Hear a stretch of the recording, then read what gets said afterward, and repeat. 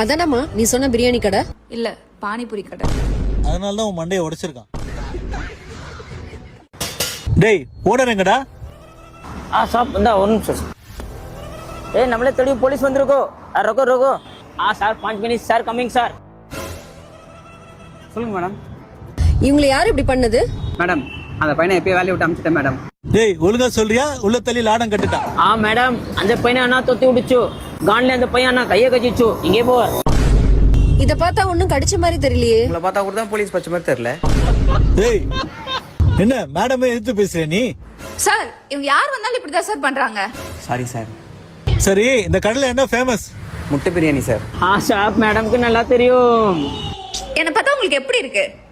பரிதாபமா இருக்கு. ஏய் அடிச்சு பல்லங்கள்லாம் உடைச்சிருவேன். ஏய் என்னங்கடா பிரியாணி கடைங்கறீங்க, அண்டாவும் இல்ல குண்டாவும் இல்ல, என்ன? எங்கடா இது? சாப் ஒரு பொண்ணு வந்துச்சோ.